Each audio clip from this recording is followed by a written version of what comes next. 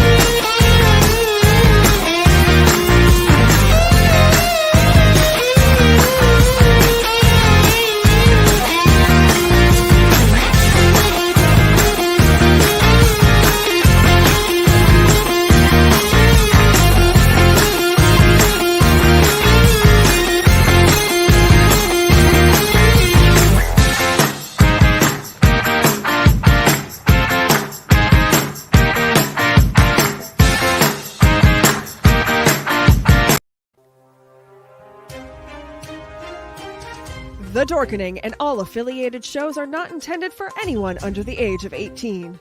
The following may contain discussions or scenes that have adult situations, graphic violence, nudity, strong sexual content, and graphic language.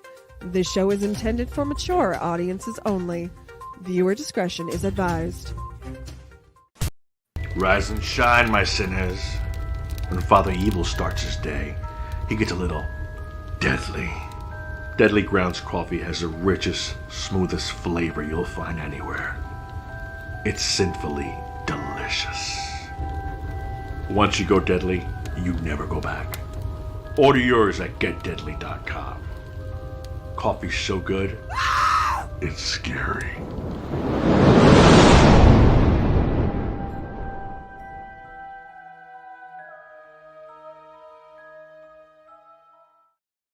And we are now live for another episode of Splash Pages, the comic book club. And as always, we have with us the Velvet Joker. Rich, how's it going, my friend? Very good. How's everyone doing tonight? Doing great, doing great.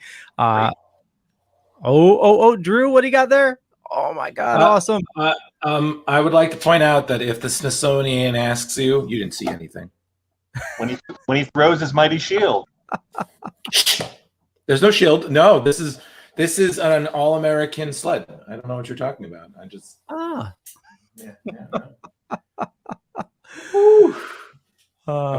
Okay, so today is going to be a very awesome discussion, but we are talking about Truth, Red, White, and Black.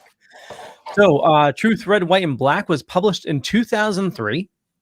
It was written by Robert Morales, art by Kyle Baker. Top movies in 2003: Finding Nemo, Pirates of the Caribbean, Lord of the Rings, X-Men 2, Bruce Almighty, Elf, Terminator 3, Hulk, Daredevil. And top TV, obviously CSI. I mean, that's been top for since 1984. American Idol, Friends, and ER. So Truth, Red, White, and Black is a 7-issue series, limited series, and published by Marvel Comics, obviously. The series focuses on Isaiah Bradley, one of 300 African-American soldiers experimented on by the U.S. Army, in an attempt to create super soldiers. I don't know why I had it twice there. Wikipedia, you always get me. So the original concept for the character came from an offhand comment by Marvel's publisher Bill Jemas. Axel Alonso was taken by the idea, inherent of politics of wrapping a black man in red, white, and blue, and a larger story, a metaphor for America itself. He also immediately thought that the Tuskegee study, and I know I said that wrong, in a meeting involving Joe Quesada, Alonso proceeded to pitch the idea to Robert, who was also in to write the story and create a supporting cast, and the ending. The idea of an African-American Captain America made Morales laugh, but once he heard the premise, he found it depressing. He says he wrote a proposal that was so staggeringly depressing, I was certain they'd turn it down, but they didn't. Morales originally envisioned the character as a scientist who experimented on himself, a reference to Silver Age scientists Reed Richards and Bruce Banner. However, Marvel wanted to be more explicit reference to the Tuskegee syphilis study. Morales was able to push through the ending in which Bradley suffered brain damage, a reference to Muhammad Ali, that gave the character a tragic ending. Morales performed extensive research into the time period, which he balanced with the editorial suggestions. Bradley's strong marriage came from an unsuccessful Luke Cage proposal by Brian Azzarello. So it's published from January 2003 through July 2003. Also, a side note that the hardcover that was released in 2009, that version contains Morales' appendix in which he clarifies myth, history, and the imagination and provides sources for his story. And that was a mouthful. Wow. It was. Yeah. You should get a drink of water. I will do that. Rich, why don't you take it over while I pull up the comic? Sure, absolutely. So I pulled this up on Saturday, and I thought I was going to read 1 or 2 issues, and then just, every day, plod along, but I couldn't stop. It's a great storyline. I was totally captivated by the writing. I won't lie, I was not a fan of the art. It sort of changed in like the last issue or 2 once Captain America came into it, but it still wasn't that sharp. I didn't dig the style. That's for sure. But yeah, it was quite a story, a sad story, and sort of happy at the end. But in general, a lot of strife. Having to deal with the African American male in the army, being subjected to abuse by whites, by everyone. Even going out, like the image is right here at the beginning, they're going to a carnival, and they were not allowed to go in and see one of the sites because it might aggravate the girls inside. It's racist times. They were one of the most racist of times. Yeah, reading this, I didn't know what I was getting into. And like you, I started reading on Saturday night, and I just plowed through the whole thing. I agree. The art isn't the best, but it's the story that really brings it in. And it's just so depressing that,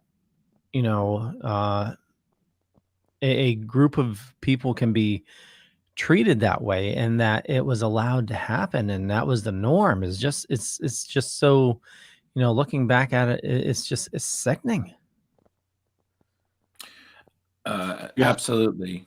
And I think it's really crazy, especially when after you're reading this story, and it really is like, I agree with Rich.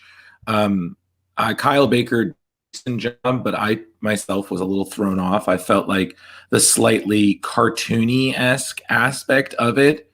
There were moments where it worked, and then there were moments where I feel like it didn't. It was almost like he's trying to do this mix of realism with like comic book simplicity. And there were, like I said, there were moments that worked and moments that didn't. But for me, the story was really what covered it. And because especially in Marvel, they've highlighted there wasn't just one Captain America. I mean, that's even something that carried on to the Ultimate Universe, where a lot of characters, both supervillain and regular, got their abilities because companies were trying to make the next Captain America. So you have that idea. But I think the real crazy point is that, as Rich pointed out, there's some things that these people dealt with that you could see. And in some ways, things are better. And in some ways, they're shockingly still the same. So I think that's the real tragedy there, is that, while yes, things are obviously better, in some ways they really aren't. And that itself is its own tragedy. Well said.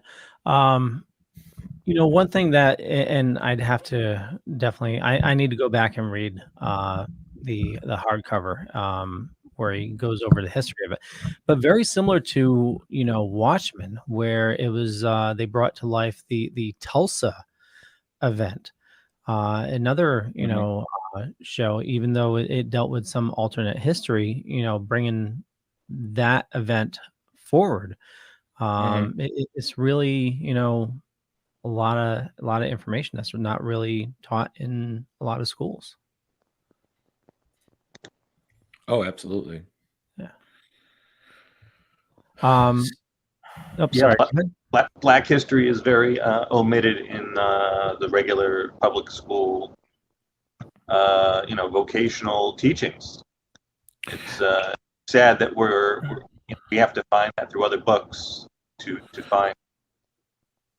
Well, actually, Rich, I think the reason for that is, as always, I remember there was a quote that history is often written by the winners. And what that really means, it's about perspective. Like you just said, like, there is history, and then there is the stuff that's left out, and then you're left with what really happened. And again, it's all about perspective. And some people, it's about being safe and comfortable in their mindset.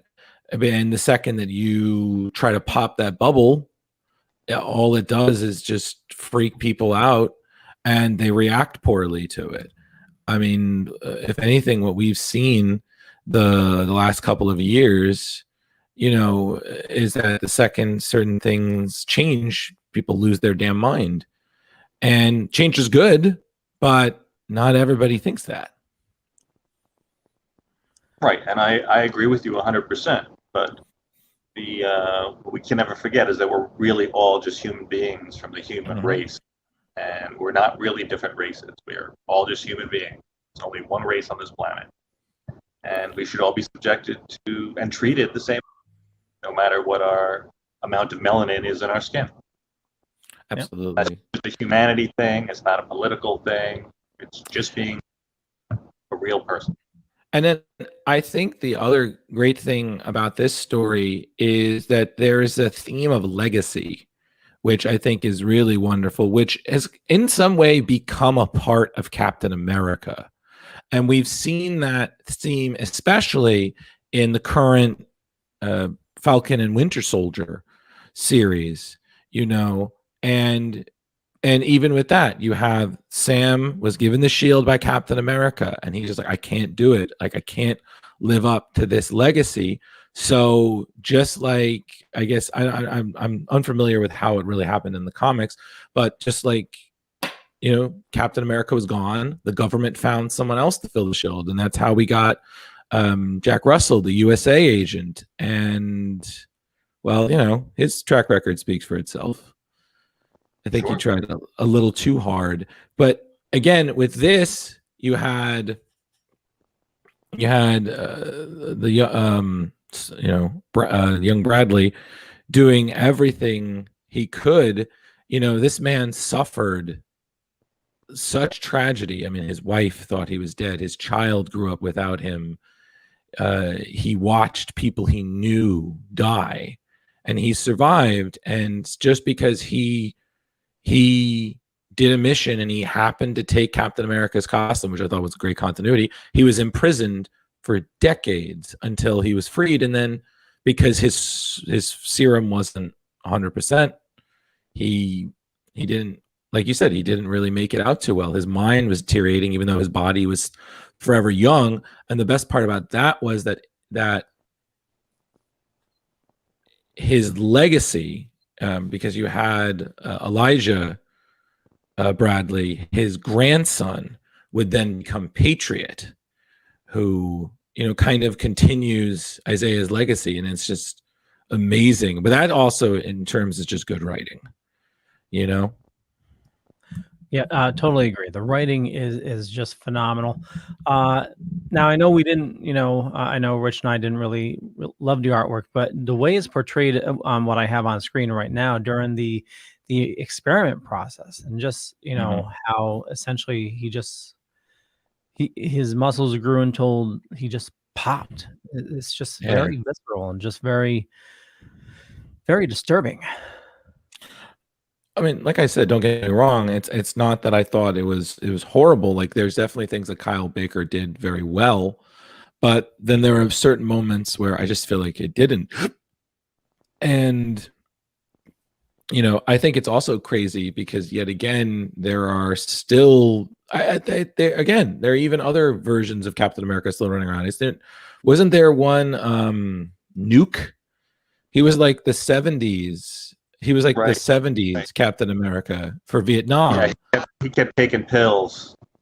Yeah, he was a pill junkie. Yeah, and he was what I want to say the 90s were to Marvel Comics. It was just excess. I mean, he even had the American flag tattooed on his face. You know, like, it was crazy. And then in the end, what did he end up? He just ended up another mercenary with super strength and a boatload of issues. So, yeah, it's just, again, Captain Steve Rogers was an unexpected, pun intended, marvel. And when he disappeared, everybody was just like, we need Captain America. But, you know, they were just willing to try to rush it as best as they could. And unfortunately, like, as you say here, a lot of people died. Right. And it's like what you were saying, Rich, is that about the history is that those names shouldn't be omitted. You know, you talked about the Tuskegee Project, you know, that shouldn't be overlooked simply because of the horror. It's the same thing how, you know, certain things like the Holocaust shouldn't be forgotten as well.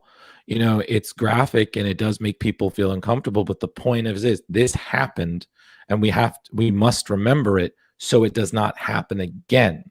Because the second we forget it, we are allowing it to the possibility of it, something like it, to come again, and that's unacceptable.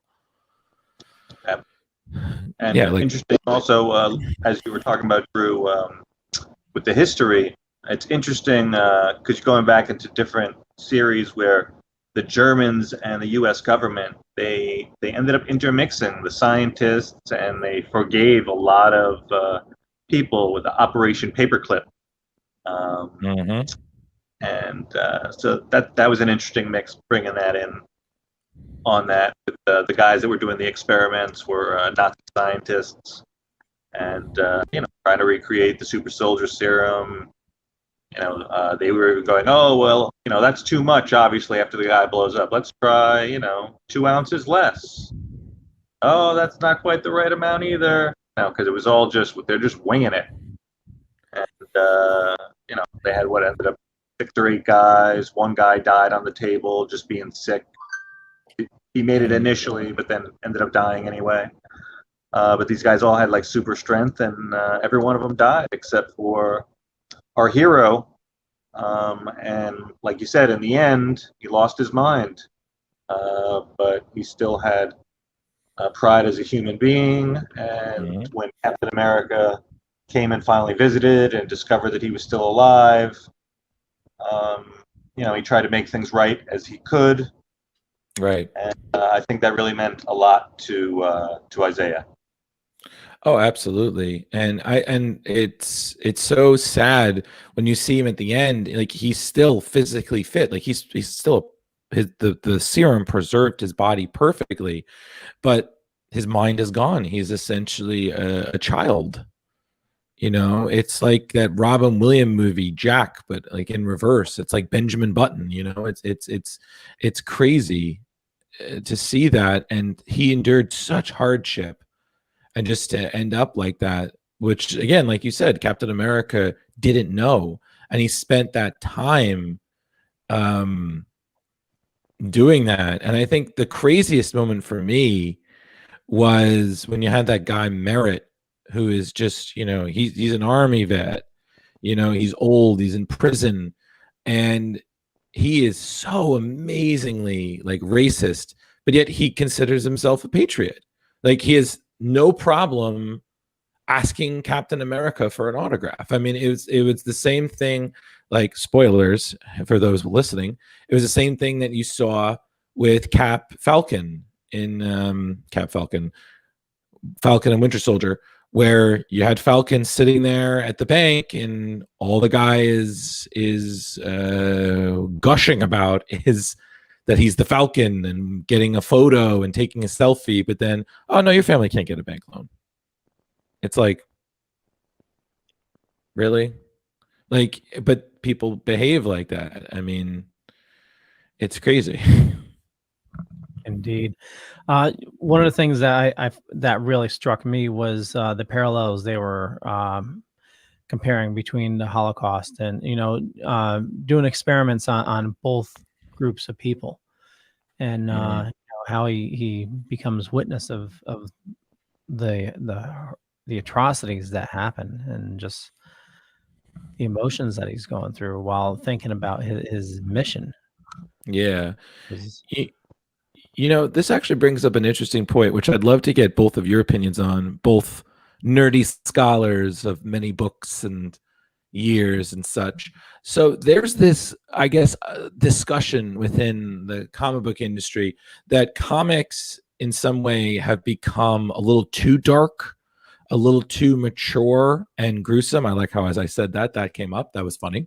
A little bit gruesome. And there were some people who kind of agreed that comics should be, like the late great Darwin Cook agreed with that comics should have a somewhat fantastical, almost timeless, I wouldn't say Silver Age, Bronze Age kind of whimsy to it, where, heroes are heroes, they're inspirations and whatnot. And then you had people like Frank Miller, who didn't agree with that. He believed that heroes should be real. They should show the realism. Like, when you're flying, you should show that you're like, I can't believe you made this metaphor. Like, you should see the sweat stains on Superman, which I was like, yeah, that's the one thing I always wanted to see, Superman sweating. I was like, yeah, unless it's a kryptonite treadmill.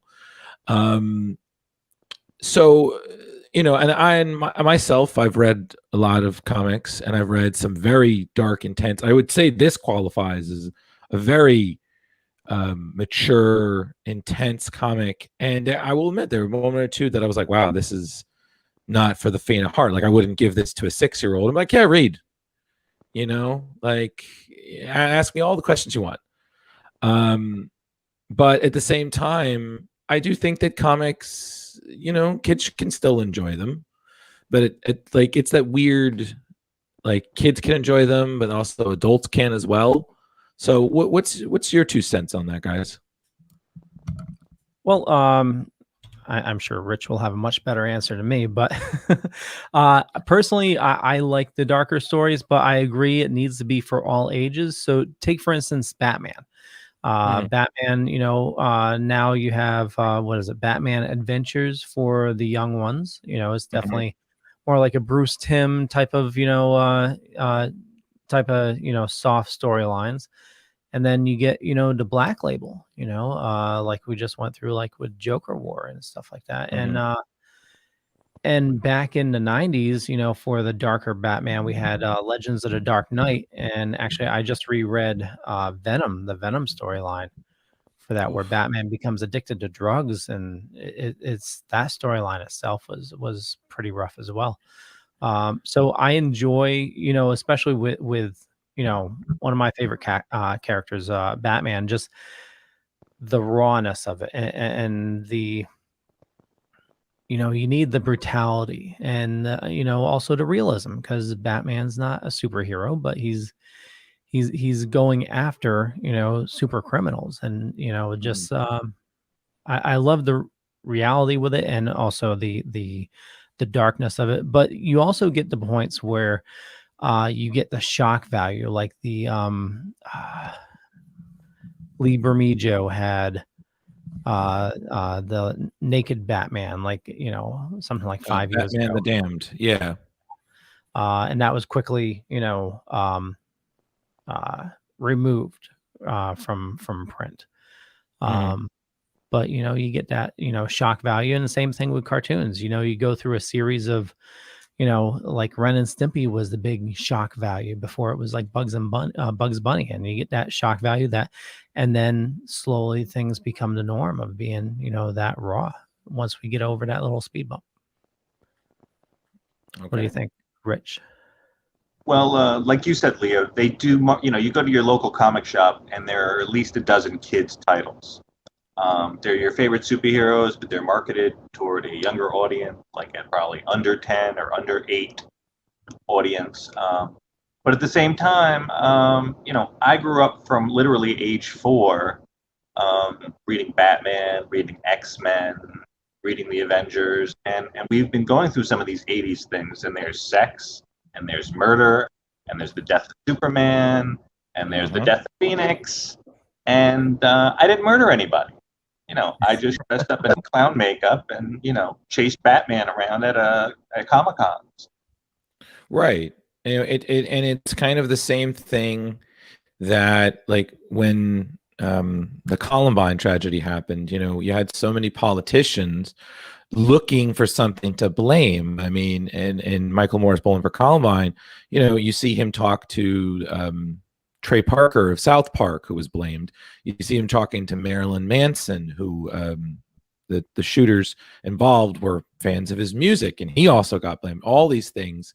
You see all these things, and, you know, again, you know, I was bullied in high school pretty bad. Some of that was my fault. Some of it wasn't, you know, but again, you didn't see me doing anything. And like you said, it's the same thing. Like, we read these comics. I mean, Rich, we use a criteria that's 4 crowbars, which is a reference to Jason Todd getting bludgeoned. Yet, you know, I don't see you bludgeoning orphans wherever and leaving them to die with their parents in a warehouse rigged to blow. I mean, if you do, don't tell us, because you know, we're being recorded. So that's, I think that's libel. Is that libel or slander? I don't know. Either way, you know. But my point being is, yeah, like, you know, certain things. It's the same thing. Like, come back to, it's the same thing with, I hate to say it, in my opinion, the same thing with racism. You're not born racist. It's a taught behavior. You're influenced by surroundings, by, you know, I hate to say it, a lot of times, like adult figures and whatnot. It's not you wake up and you suddenly hate a certain race. It's taught to you why, and then you believe it, you know. And again, I hate to say it, it's like smoking. It starts when you're young, and it just keeps going. And it's a really sad thing, but it's been with us since the dawn of time. You know, people have hated each other for no apparent reason. Like, oh, you have more apples than me, I hate you for it. I'm just like, there's always an excuse. Yeah, you know. And it's just, it's sad, you know. And I think it's also sad because you have something like this, which is you know, Captain America is a symbol of hope. He was to inspire people. He was created to, I mean, come on, his first image was punching Hitler. You know, he was created to help maintain patriotism as we fought this evil that threatened everything. And then, you know, he disappeared because after war, I was like, well, after the war, he's like a samurai. What do we need? There's no war. And he came back, you know, yeah, he was cool again because people are like, wow, a guy from the 40s is now in the 60s where a lot happened, and oh, out of time, on your left. You know, it's just, he's supposed to be a symbol of hope, but behind that hope, there's a lot of tragedy. There's a lot of pain and a lot of reality. And I'm just glad that that's there, because I think it really, in my opinion, makes Captain America even more realistic. And there's Chris. Hey, Chris. I love this back panel with, you know, showing him through his life and all the pictures, and Oh, it was you know, beautiful. yeah, they snuck a picture of Stanley in there, and His family, Muhammad Ali. And Yeah. yeah, Richard Pryor. Did you discuss that the possibility that Carl Lumbly on the Captain America TV series The Falcon and Winter Soldier could be possibly playing Isaiah Bradley? We did not. We did not, but thank you. Yes. He has not been on the show yet, so this is not a spoiler to anybody, but he was announced to be on the show over a year ago before COVID-19 crashed the production around us. And a lot of people immediately started speculating that Carl Lumbly, who was John Jones, the Martian Manhunter of Mars on the Justice League animated series, and he's John Jones's father on Supergirl, could possibly be playing Isaiah Bradley, because he's a he's an elderly black man and very tall, strong-looking guy. This role would ideally fit him.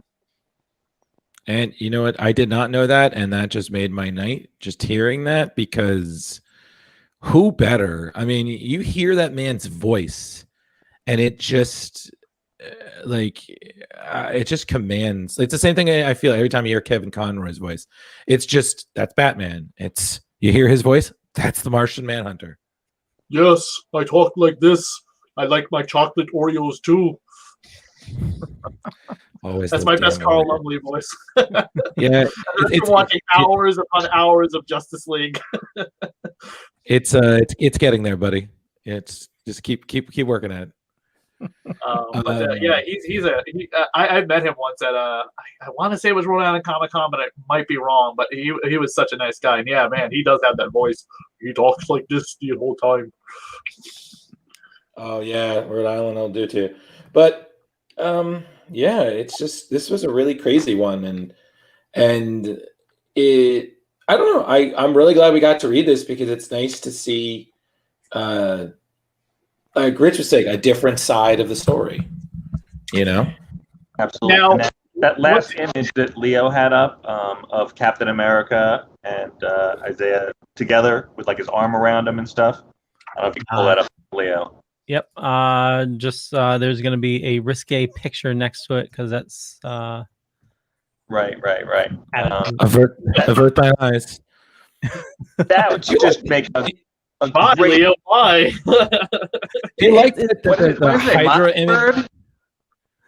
I don't know why they add that to the comics. It's yeah. So Nazi you guys Badger enjoyed that? is what Leo is into. Do you enjoy that there's a Hydra symbol like right there? I find that really amusing to me, because I'm just like, this is really great. Hail Hydra. I'm like, darn it. Considering Hydra will probably be the I'll be shocked if Disney puts like Adolf Hitler in a flashback for Isaiah Bradley. I highly doubt it, but you never know with those Marvel shows. They're a little bit riskier, edgier. But yeah. I can guarantee if they do any flashback and it is Isaiah Bradley who shows up in an episode, it will be Hydra, not the Nazis. Oh yeah, because it's, I mean, listen, it's the same. Yeah. The Nazis have always been the bad guys. So the Hydra is the Disney version of Nazis. It was like these are the same, but just not the same. Here's a thought. What if they brought Red Skull into it? You mean, well, okay, here's the problem with that is that Red Skull's dead. Right, Red Skull's dead, and if you're going a theory that the Black Widow replaced the Red Skull because of the whole, she dies at the end of Endgame, and the Red Skull got returned, wouldn't that more tie into like a post-credit scene with Black Widow? She wakes up in the water and she's got the cloak on. You know what I mean? That with the problem with that movie being delayed now till July, and Captain America: Winter Soldier running it through the time period that movie would have come out or should have come out, I don't think that's gonna happen. No, I meant as a flashback with Isaiah, as they're introducing him in his story. Oh, who are they going to have play him? The guy from The Walking Dead? Because what's his name will never return to that role. The guy from The Walking Dead did a phenomenal job. He did. Right. Oh my God! It was.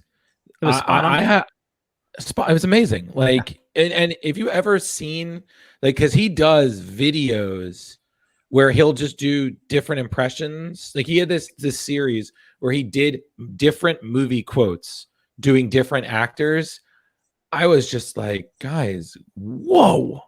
Yeah. Like, it is amazing. Yeah, I honestly, that was such a great job. Because again, like Chris said, Hugo Weaving, he said he had fun, but he was like, I'll never do that again because of how intense the makeup process was. But Right. holy And also he's cow. pretty much done with like movies like that. After the Transformer movies burned him out, he's really been kind of done with this whole geekdom sci-fi genre that he got himself into with the Matrix.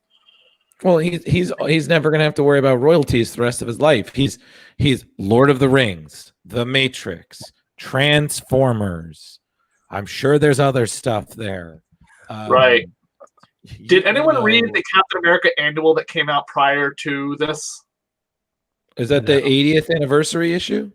No. So I'm sorry. I meant prior to Truth being published. Excuse me. Oh, okay. Okay, so Captain America annual number 2000 in the year 2000, Marvel in the year 2000 numbered all their annuals. The year 2000, 2020, 2020, whatever, because it was the big, crossover from 1999, and they introduced another guy who took the super soldier serum prior to Steve Rogers, but he was like this jacked up, raged alcoholic white dude that was basically washed out of the program, and then they tried it again with Steve Rogers. There's absolutely zero mention of this whole thing with Isaiah Bradley, but this story really got printed about 2 or 3 years prior to Truth being conceived. Well, I remember this Captain America is still running around in the Marvel universe today. Wow, because I remember, is that the 50s Cap?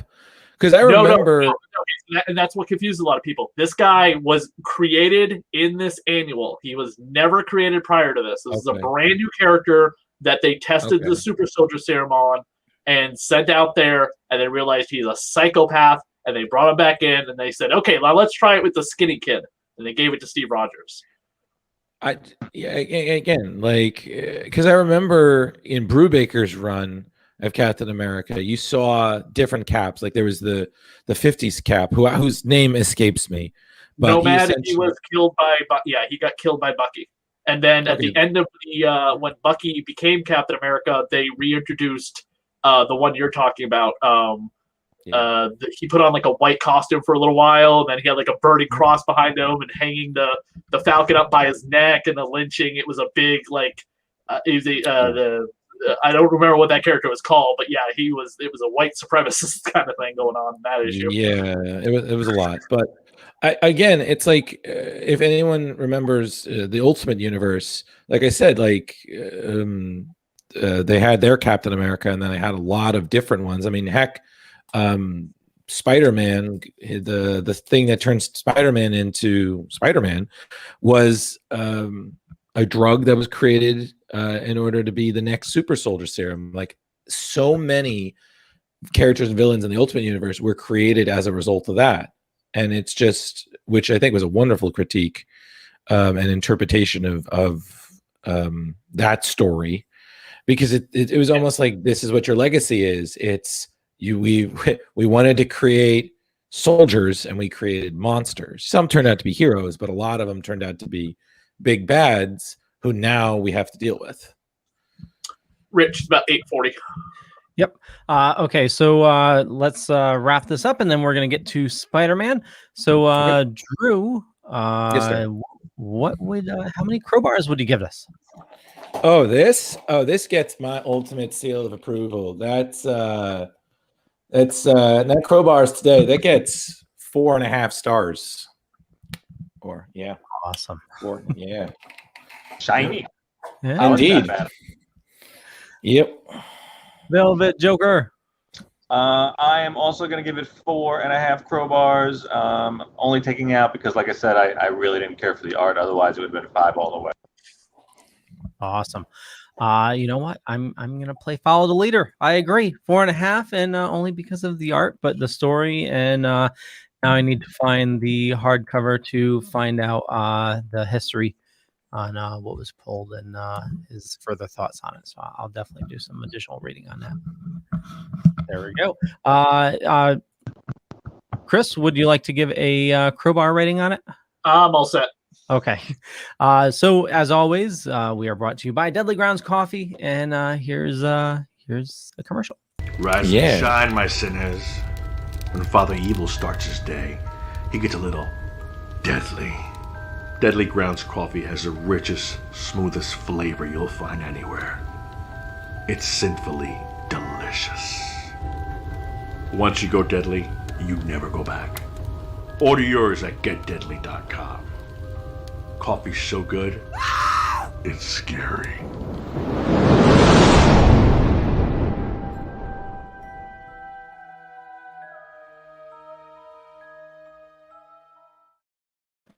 Okay, you can find more about Deadly Grounds in the show notes. Go to getdeadly.com or just Google Deadly Grounds. There's a Canada one, so make sure you don't go to that one because they don't ship there, even though they have a bacon-flavored coffee. I'm going to have to jump to border for that.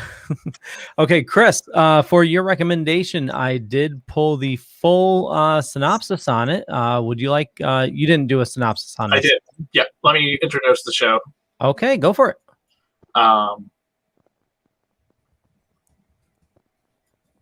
So welcome to the Spectacular Spider-Man Sal Buscema era podcast, where we talk about the entire run of Sal Buscema, Jerry Conway, J.M. DeMatteis, and beginning of the run was Peter David here on the Dorkening Network. And new format going forward with an introduction. Also, we're going to get right into who our villain of the week is, because we didn't really get into too much of who he was last week. Not to be confused with the guy who's currently running around with the Suicide Squad over at the DC Comics people. This is Boomerang, who happens to be, I guess you could call him a major character right now in the current run of The Amazing Spider-Man, as he is Peter Parker's roommate.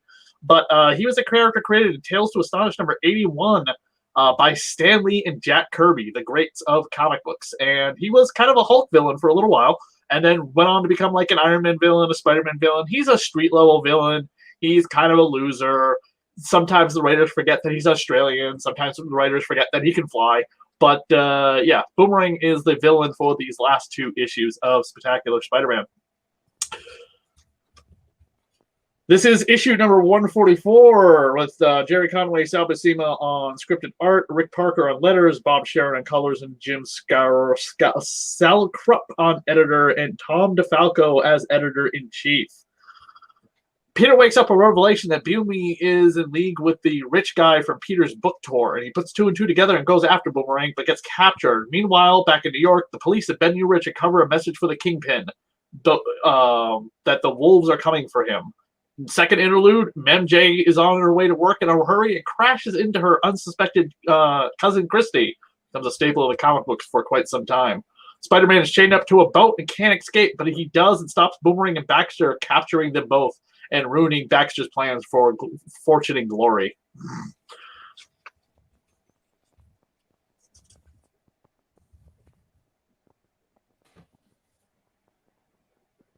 Did we cut off? Or No, I was just waiting for someone to say something. Oh, okay. I was just like, there was a pause, and I was just like, oh, that's a nice cover. So let's go right to the cover. Everyone into BDSM, this is the cover for you. Spider-Man chained up. Yeah, you know, it's funny. It's funny because the last show we were talking about mature themes and things, and then I see this, and I'm just like, oh boy, man! If the Black Cat found him now, let me tell you, oh boy. Ow. I am pretty Indeed. sure the Black Cat at this time in Spider-Man's history, because it actually occurs in two different stories, one in Amazing and one in Spectacular. It happens in Amazing, but the fallout is in Spectacular, where Peter is like, good God, Felicia's back in my life. But she is running around in Europe right now, and then she comes looking for Spider-Man and finds Venom, and he beats her up and breaks her nose, and then leaves her with like, well, his wife didn't tell me where she is, where he is. I guess you couldn't either. And Felicia is left in a crying pool of her blood with a broken nose as she whimpers, "Wife." Because she left for Europe for adventures and stuff with the Foreigner, and she's expecting Spider-Man to be waiting for her when she comes back, and finds out that no, Spider-Man is married to Mary Jane, and she is not happy. One I thing, like that first picture when you open up and he's like, Joe! He has this, like, this Joe moment. He totally realizes, like, he totally got snookered by Boomerang and the guy that owned the boat. well, I'm trying to figure out what type of underwear Peter is wearing too. By the way, it says Bud on the underwear tag. And Budweiser created an is underwear it line. Bud or is it BVD? Why is BVD an underwear line? I think it was Yeah. in the 80s. Oh, okay. Yeah. Well, if you are reading, if currently right now Todd McFarlane is drawing Spectacular Spider-Man, and more than once Peter is changing into Spider-Man's costume wearing Felix the Cat boxers. Well, Felix the Cat's in right now, right? Felix the Cat Oh, yeah. was kind of making a comeback in the 80s. Yeah, Todd McFarlane was a huge fan of him. In fact, that's why he drew Spider-Man's freaking eyes on his mask so goddamn big. So Everybody forgets about Courageous Cat. Poor Courageous Except Cat. you, except I don't know who except that you, is, Rich. so let's move on. He's I he, want Rich. to point out that the name of the yacht. I was just going to say Heathcliff was my jam. Does anyone knows the name of the yacht club? San Lieber. Yes, as in Hey, yeah, that's Stan Lee's real name. Not Stan, but Stan Yep. is Stanley. Stanley, Stan- excuse me. Stanley if you picked Lieber, up- his real name. If you picked up Nonstop Spider-Man #1, which just came out, which is fantastic, I highly recommend it. It was a hell of a lot of fun. There's an alternate cover of unused artwork by Stan Lee's brother. Wow. Yeah. That's that's Larry Lieber. Yeah. Yeah, Yep. nice. It's nice a guy. piece of unused artwork that has finally been published, and it's published as an alternate cover to Nonstop Spider-Man #1, where Spider-Man is basically dealing with some villains and a drug that's kind of like the one that Jason Statham took, and he had to like run around the movie and continue increasing his heartbeat. Oh, Crank. Yes. Yeah. So Spider-Man's dealing with like a new designer drug on the street called Crank, and there's a bunch of new supervillains as well. And the artwork's drawn by Carlos Bachelot, best known for like Generation X and Death, the High Cost of Living. Yeah, I gave that issue a try. The artwork was amazing. It was the story. It was amazing. it, Whoa. it was a little ADD for me though. It was a little bit. So Spider-Man gets taken out by Boomerang, which again is hilarious. The Boomerang's like, must kill Spider-Man. And currently right now he's like, hey Peter, do you have your house? Can you cover me on the rent? Because I'm like a broke Superman. This is hilarious. Again, if you're reading current issues of Amazing, because they're roommates. Chris, I just live for these 2-minute summaries of yours where it's just, the most random, thing that you say, I feel like, and then you're like, you just, do it as quick as you can and then take a breath. Well, because he has all this So- knowledge in his head that is just, you got to get out, and it's just, it's a lot. What you don't got to tell me. Have you? All right, getting back on topic. Turning the Wait, page. Wait. I want to point out one thing. This man here we're talking about, before he turns the page, literally is so overwhelmed with knowledge. Did you notice that sometimes he stutters because it's just trying to get out of him at the same time, and then just the thoughts collide? Oh my And god! he loves the self-analysis. He loves it. Indeed. He's a smart man. Continue, Chris. Next week will be Smart a man. little Go for bit it. slower. Kelly will be taking up half the work with me to cover the massive amount of Inferno that I have to begin covering. So Awesome.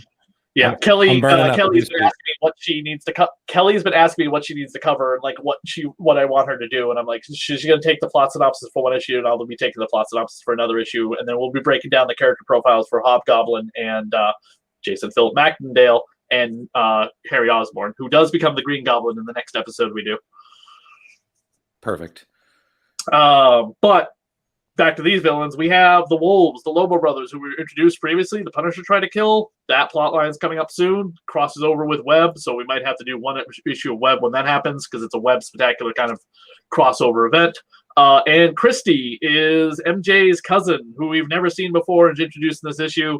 And when she finally disappears, thank God we never see her again. But it's not for quite some time. and she sticks around in the comic book for a few years. The woman in the pink dress, this is Robbie's lawyer, by the way. This is the woman who's going to try to defend him and fail miserably in the upcoming 150th issue. Spoiler ahead. So we'll get back to that. This is the continuing plot line of the Tombstone story arc, which comes back to us. Yeah, definitely. You know, the way they drew her, it looks like she definitely has an attitude towards Robbie. It's interesting. It's also funny. There are 3 interludes in the middle of this storyline with Boomerang, which is just basically a giant fight issue, and then Spider-Man trying to break out of his restraints by Boomerang. I can't imagine the way Boomerang's costume set up. It's very easy to fly like that. He looks like a male version of Butterfree from Pokemon. A little bit.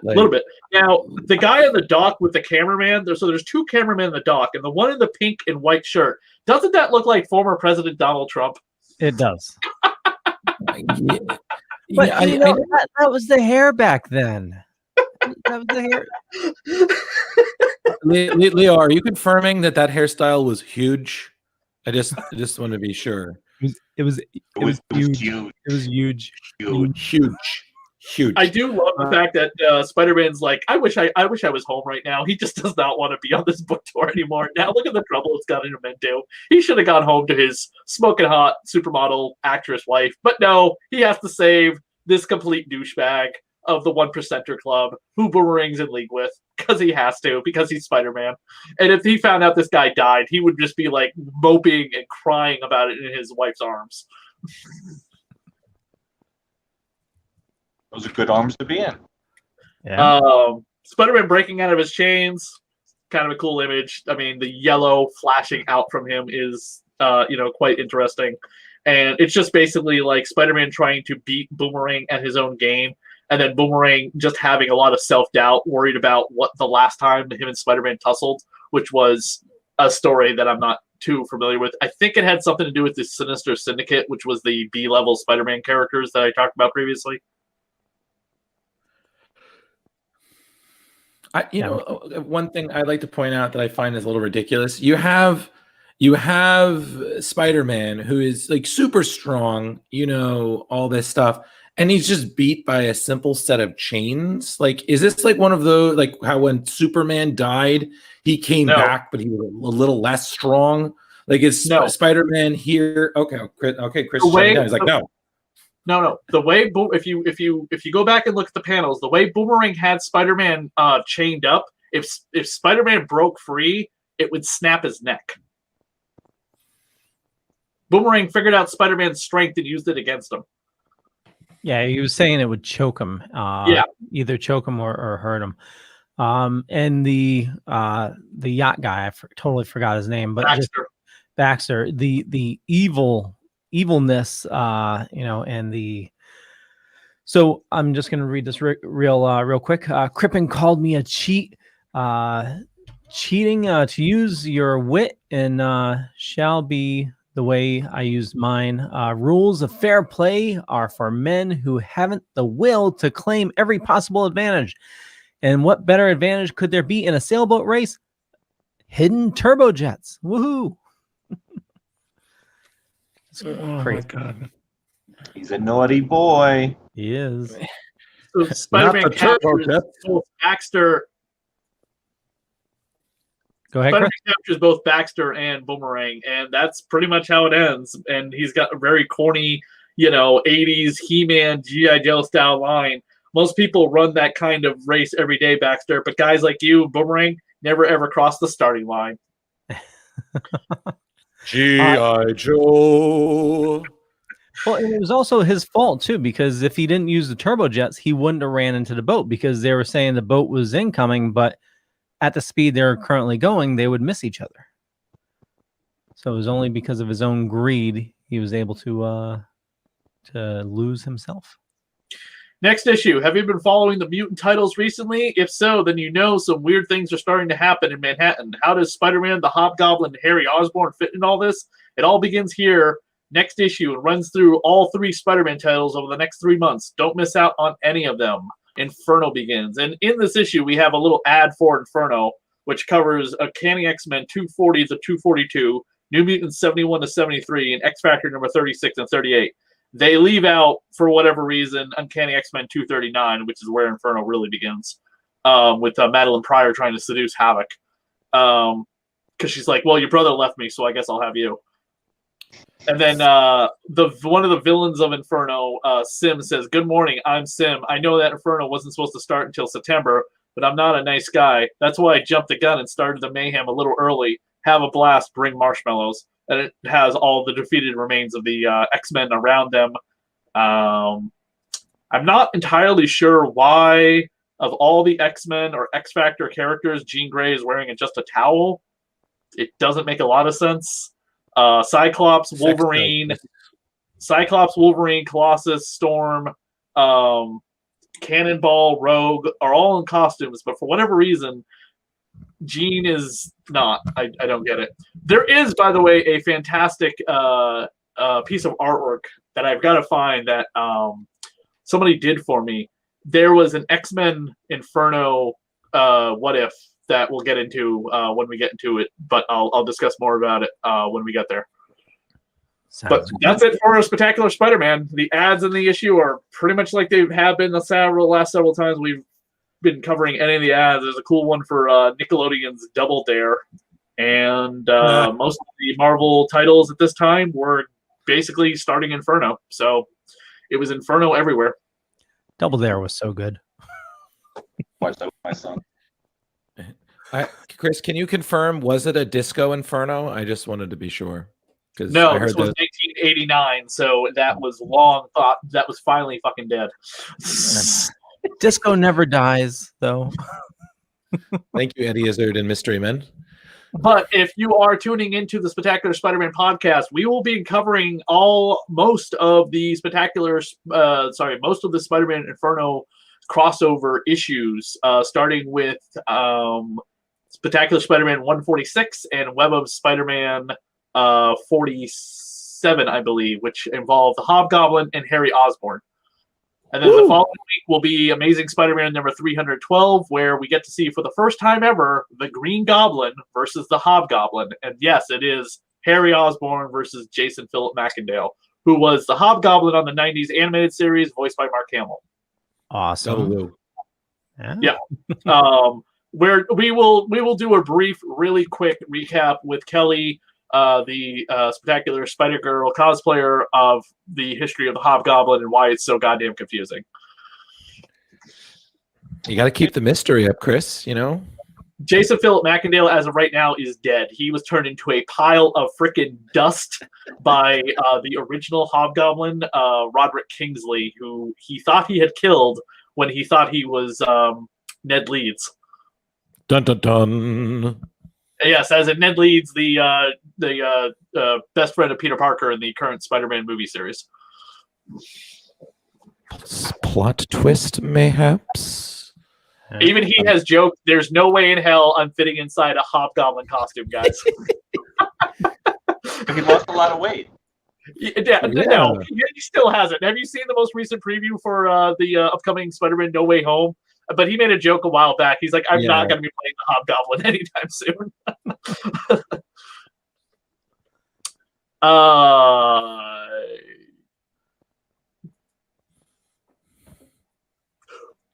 I guess that you could find me over at the Dorkening Network for Boobs, Blood, and Badasses. I do with Ro. We have a new episode coming out April 14th. The Curse of the Mummy's Tomb. And over on my other comic book podcast, we have a new episode the time, if you're listening to this live, it's this week. If you're listening to this recorded, it was last week. Goth Girl Horror, the Hack Slash podcast. And you can pick up copies of Vlada, a Dracula Tale, which are finally being shipped to me from the printer after their COVID problems. Awesome. Nice. And can people still order copies, Chris? You can order, yes. The Vlada is never out of print. It's just been a matter of like getting new copies to me to ship to people. Otherwise, you got to wait until the new batch gets ordered. And we have a Tim Seeley cover coming, and we have our first not safe for work cover coming that will be black bag with my logo on it, which is a lot of fun. It's done by an amazing artist named Victoria Kim. She is phenomenal. She's a Canadian Asian artist, very anime style. And this will be Vlada in fully nude. Excuse me. So if somebody wants to order a copy, what's the easiest way for them to do so, Chris? Email me, chrisdsav@gmail.com, or you can order a copy on my Etsy or on the Facebook page, Vlada, a Dracula Tale. Sounds good. Yeah, he wants a copy to support you, Chris, for research. Well, we're going to have Ken Hunt on the show, so at some point coming up soon. So once all this Inferno crap is over. Well, I will make sure I order a copy to love supporting you guys. Okay. Yeah. You can order physical or digital. Physical is 20, digital is 10. Okay. I will order a physical right after my next paycheck. Drew, where do you like people interacting with you? Yeah, everyone, if you liked what you heard, saw, want to tell me off, I'm Drew Malo on Facebook, Ghostbusterman 1984 on Instagram, and I'm still writing regularly for Screen Rant, so you could just look me up, Drew Malo Screen Rant, and I'm there, and yeah. Okay. Velvet Joker. And you can find me right here every week on splash pages and occasionally other places, like on my couch, eating like chocolate chip mint ice cream like I'm going to be doing in like 5 minutes as soon as the podcast. So. And you'll be able to be found tomorrow talking about Snyder Cut. The Snyder. Chris and Drew, if you want to join us tomorrow, you're more than welcome as well. We're going to be talking about it on our Wednesday show, The Dorkening. So I have not watched it yet, so I cannot partake in that forbidden fruit. So I have to find time since I started a new job where I can just spare for it. Thank you. Thank you, guys. And yes, so you guys have a great time talking about it. It all depends on what time that podcast is, Leo, but you really do not want me on that because I seriously will do nothing but shit all over the goddamn Snyder fans that did nothing but harass and bully with their toxic, shitty behavior. Yeah. Chris, not getting. You're doing it again. Calm down. It's okay. Yeah. We know. No, but I'm not even joking. I want to praise Warner Brothers because they finally, in their most recent press statement about no sequel coming, wanted to address the toxic, shitty fan base that surrounded the Snyder Cut and how they were not. Snyder was not happy with that whatsoever. Well, I'm totally against the toxicity, but I do like the grassroots campaign to support him and his vision. So hashtag what is it? Save the Snyderverse. Yeah, that's not happening. I would like to point out, Leo, it was like zero confidence. Save the Snyderverse? None. There is no saving it. Warner Brothers was like, Perhaps. you're done. We gave him his chance, and even Snyder has said we're not making a sequel. Yeah, and it's funny because I know. Well, I have two things to say about that. One, I know that people are still advocating that David Ayer get his cut of Suicide Squad. Like, I'm like, okay, well, whatever. But I think we can all agree that there is one thing we'd all universally sit down and watch would be this supposed NC-17 cut of Mrs. Doubtfire that I've been hearing about. Because let me tell you, if that ever comes out, whatever format it's on, I'm spending that money. I'm sitting down. Because I loved Mrs. Doubtfire, so the fact that there is apparently an R version and an NC-17 because Robin couldn't stop improvising is probably I'm excited about that. I'm like, restore the Snyderverse. I'm like, no, let's NC-17 Doubtfire. Let's get nuts. You guys should have seen the videos today. It was the Colbert cut. Stephen Colbert did the Colbert cut. Oh yeah. Oh yeah, Leo, do you want to? Hilarious. Because I got to cut all this stuff out. Okay. Yeah. You know what? We'll close it up. So and we'll continue chatting All right. afterwards. So for me, just Google Leo Pond. You find a bunch of stuff. Could be true, could be not. I'm not going to say which is which, but more importantly, follow these awesome people and tune in every week to Splash Pages and also the Dorkening. And you can find a lot of our stuff also on Hellfire Radio and some awesome guests coming up for our Monday show for a Creator Spotlight. With that, we'll catch you guys later. Bye.